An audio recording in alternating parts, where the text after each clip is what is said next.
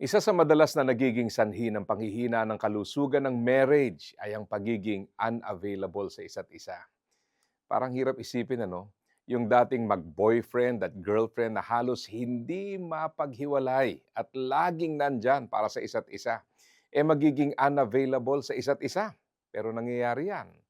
Maraming anyo ang pagiging unavailable sa iyong asawa.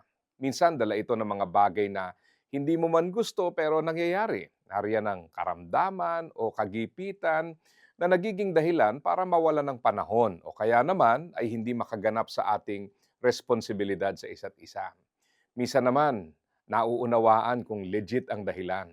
Pero meron talagang panahon na nakakalungkot, lalo na yung may asawa ka pero feeling mo wala kang kakampi.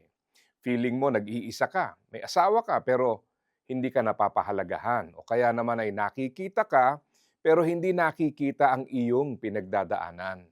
May mga times na masyado nang natutuon sa pagsisika para sa pamilya pero nakakalimutan ng pamilya.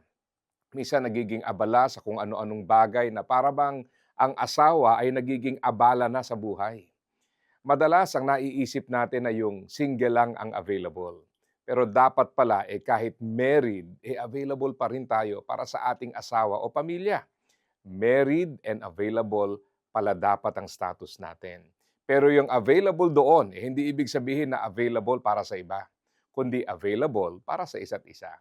Ang sabi sa Mangangaral chapter 4 verse 12, madali kang matalo kung ikaw ay nag-iisa, subalit mahirap kang talunin kung may kasama ka. Tulad din ng lubid na may tatlong pilipit na hibla, mahirap itong malagot. Yung availability natin para sa isa't isa ay isang bagay na dapat laging inaalala. Hindi tayo pinagsama ng Diyos para mamuhay ng kanya-kanya, kundi para maglakbay sa buhay ng magkasama. Magkasama at laan para sa isa't isa. Yan ay ang matutong makinig sa mga sinasabi at sa mga hindi sinasabi.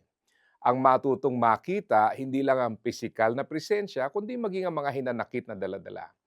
Ang makinig at hindi lang ang magpakilig.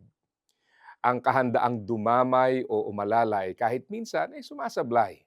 Ang mag-usap tungkol sa inyong buhay o kahit tumunganga ng magkaramay. Oo, gaganda ang buhay kapag may asawang kaagapay. Sa tulong ng Diyos, kayang magbago at ayusin. Kaya, asa ka pa.